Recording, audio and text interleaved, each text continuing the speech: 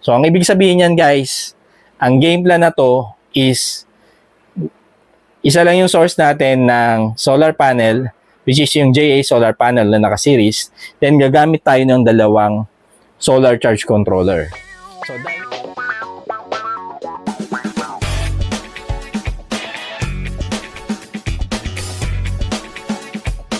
ito na nga, 7:44 na ng gabi guys. So may naisip na naman tayong game plan ngayon. So alam nyo na ang EP-Ever natin is subcontroller lang ng ating SRNE Solar Charge Controller.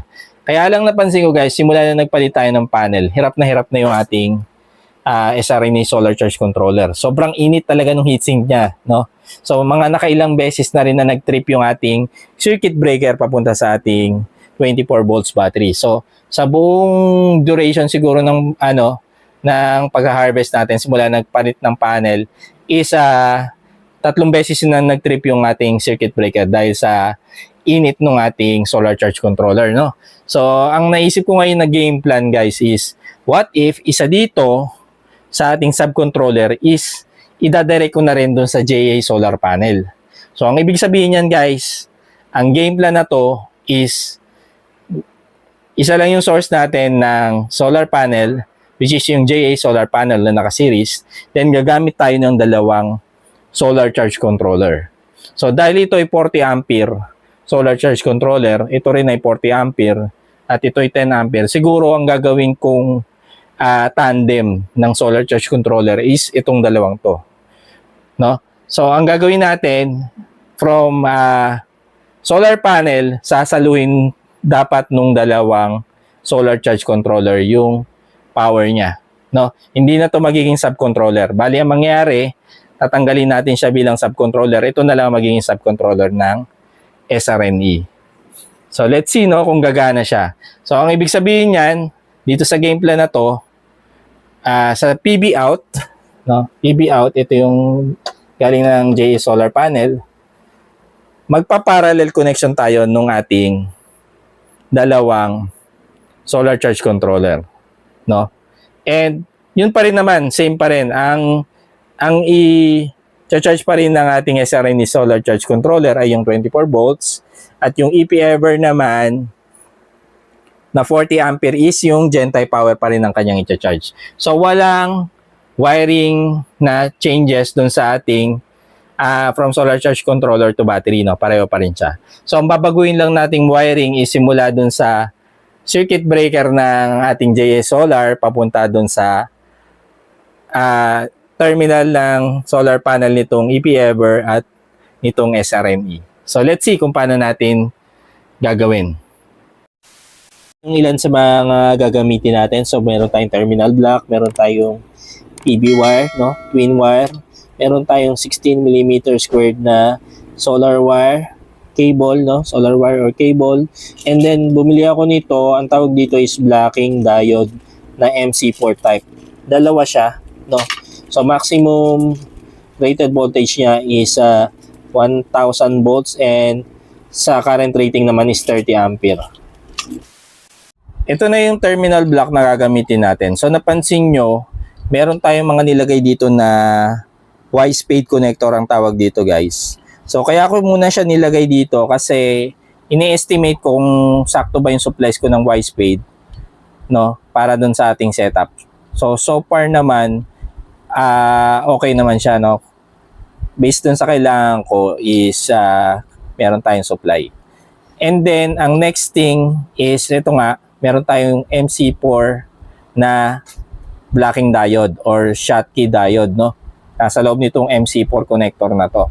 So, ang plano ko, kagaya nung una kong ginawa dun sa terminal block na una nating game plan, no, nilagay ko yung blocking diode dun sa terminal block.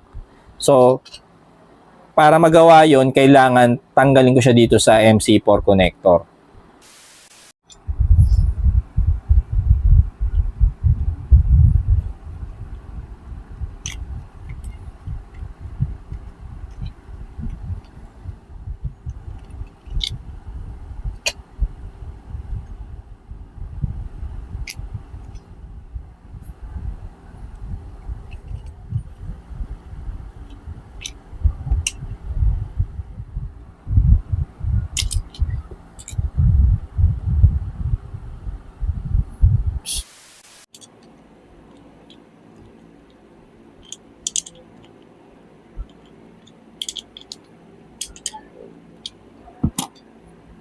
Okay, ayan, no? So, nailagay na natin yung ating blocking diode.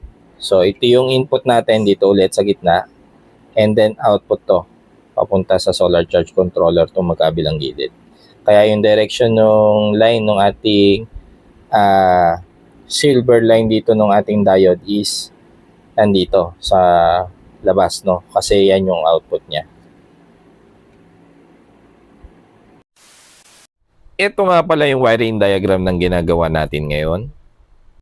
One eternity later. At ito na nga guys, no? So nakabit na natin yung ating dalawang solar charge controller direct dun sa ating JA solar panel. So dati yung SRNE lang yung nakadirect.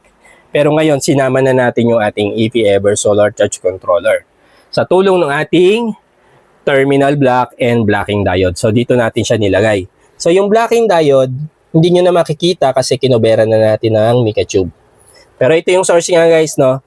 Positive, itong sa gitna, positive and negative line ng ating solar panel. Diyan natin kinonect.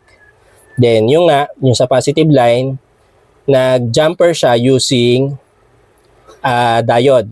So, nag-split yung connection niya. Yung isa is pumunta sa EP-Ever solar charge controller at yung isa naman ay pumunta sa ating SRNE solar charge controller. Ngayon, para sa negative line ng solar panel, ito, yung isa kumonek sa EP-Ever and then yung isa is ginampera natin, no? Then dito lumabas, papunta naman dun sa ating SRNE solar charge controller. So ngayon, both working sila, no? So kahit medyo makulimlim sa labas, pwede natin i-check kung ano yung galing sa solar panel na kinukuha nilang power. So dito sa ating SRNE, kinukuha niya is 281 watts, no? Samantalang dito naman sa ating EP-Ever solar charge controller, ang kinukuha niya naman ay around 59 watts na power, no? So ngayon, tulong na sila, dalawa na silang sumasalaw ng power na galing sa ating JA solar panel.